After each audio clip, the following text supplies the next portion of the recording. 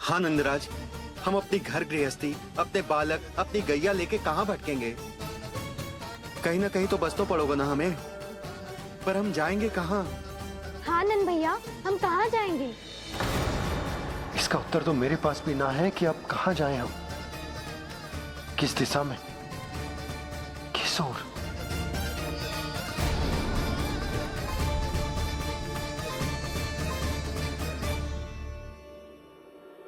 इन्होंने ऐसा सोचा भी कैसे? जो असंभव है। ऐसे कैसे चले जाएं अपना गांव, अपना घर छोड़ के?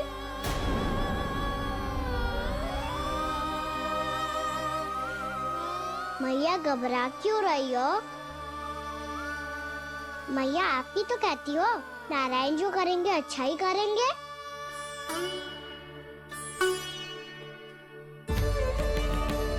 नंदराज, आपकी दृष्टि में कोई स्थान है क्या जहां हम बस पाए, जहां हमें जीने के साधन तो मिल पाए, जहां हम पर और हमारे बालकों के जीवन पर कोई संकट ना आए। हाँ नंदराज, बताओ, हम गोकुल छोड़कर जाए तो जाए कहाँ? वृंदावन, वृंदावन।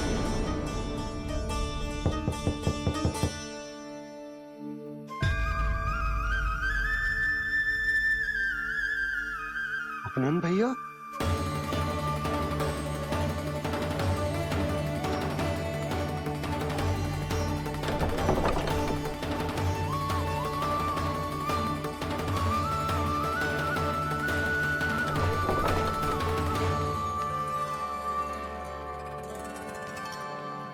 आप कहाँ चले गए थे भैया? चिंता हो रही थी। कल मुझे एक दिव्य संकेत मिला था। यदि मैं गोकुल की सीमा से बाहर जाकर उत्तर दिशा की ओर बढ़ूं, तो मुझे हमारी समस्या का समाधान अवश्य मिल जाएगा। इसीलिए भोर होते ही मैं घर से निकल गया। और तुम्हें विश्वास नहीं होगा आनंद, सिर्फ 1.25 प्रहर में मैं उस स्थान पर पहुंच भी गया। उस क्षेत्र के यात्री और ऋषिमुनि उस स्थान को वृंदावन के नाम से पुकारते हैं। वृंदावन, वृंदावन, वृंदावन। वृंदावन।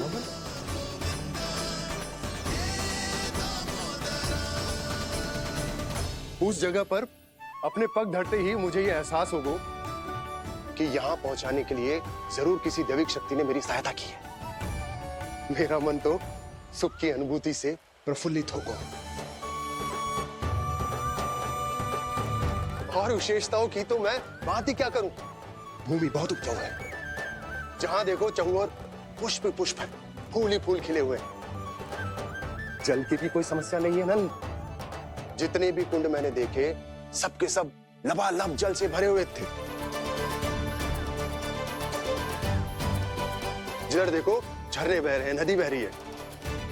जब गोकुल छोड़कर जाना ही है, तो इससे उत्तम स्थान और बसने के लिए ना मिल सके हमें।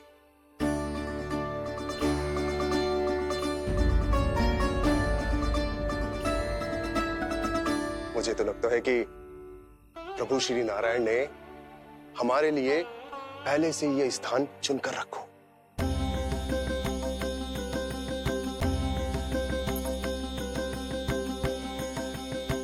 ये सब चाहे जो निर्णय ले ले, मैं अपना घर छोड़कर कहीं न जा रही।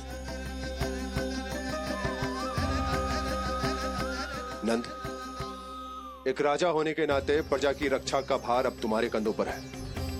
क्या निर्णय है तुम्हारा?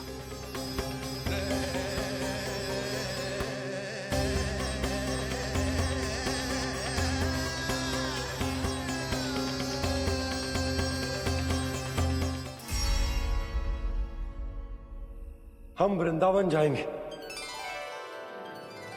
यात्रा की तैयारी आरंभ करो।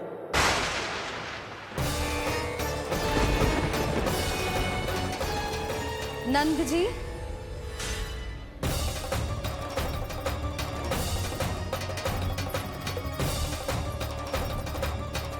इतनी शीघ्रता में कोई निर्णय लेना ठीक ना है। हाँ नंदराज, हम हमारा घर गृहस्थी छोड़कर ना जाएंगे। हम ना जाएंगे नंद भैया। समझने का प्रयास करो यशोदा। यदि तुम भी आप समझने का प्रयास करो नंद महाराज। ऐसा कोई समाधान निकालो जिससे हमें अपना जीवन, अपना घर छोड़ने की आवश्यकता ना पड़े।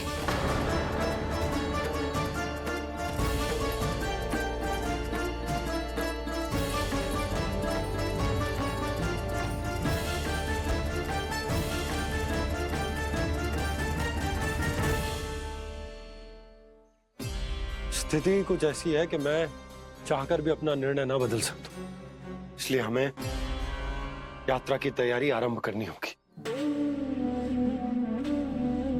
और उसके लिए सबसे पहले हमें अपने अपने परिवार वालों को मनाना होगा।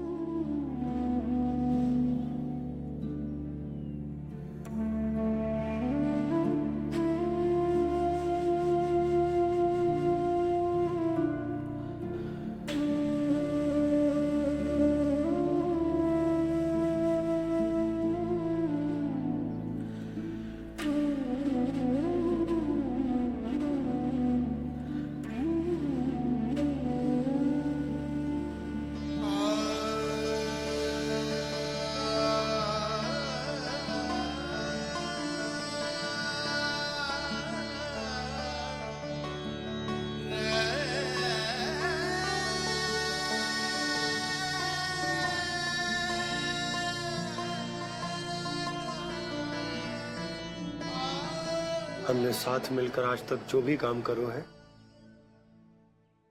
उसमें सदैव सफलता पाई है यशोदा। आज भी मुझे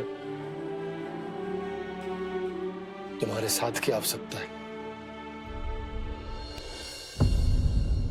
इतने वर्षों में एक बार भी ऐसा ना हुआ कि मैंने आंखें मूंद कर आपकी कहीं ना मानी हो। आपके हर निर्णय, हर कार्य में आपका साथ दिया है मैंने, और आगे भी दूंगी। पर गोकुल छोड़कर जाने की बात मत ही करना आप। बसे बसाए घर को छोड़ के चली जाऊं, इतना कठोर ना है मेरा हृदय ना। यशोदा, यशोदा, यशोदा, स्थिति को समझो यशोदा। और मेरी स्थिति उसे कौन समझेगा? इस घर में कितनी स्मृतियां हैं मेरी। विवाह के बाद अपने मैया बाबा को छोड़कर जिस अपरिचित स्थान पर पहली बार आई थी, ये वही घर। इसी घर में आपको जाना, समझा, आपका प्यार मिलो और पूरे गोकुल वासियों का स्नेह मिलो। अपने निसंतान होने की पीड़ा इन्हीं दीवारों से बांटी है मैंने। और पीड़ा ही क्यों? अपने जीवन की सबसे बड़ी प्रसन्नता यही तो मिली है मुझे, इसी कक्ष में जहां कान्हा का जन्म हुआ। पता है आपको विदाई के समय मैया ने मुझे क्या सीख दी थी?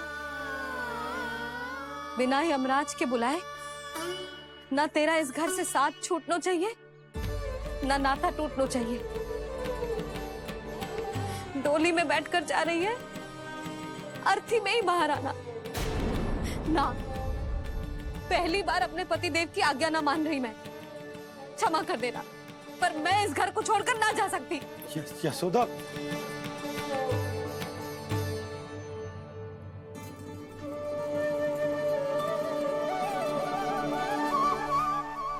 पूर्णा मासी, अब आप ही समझाइए यशोदा को। मैं तो स्वयं को न समझा पा रही, इसे क्या समझाऊंगी? सारा जीवन यही बीता है, मैं भी न छोड़ पाऊंगी जे गोकुल को। कह देती हूँ नंदराज।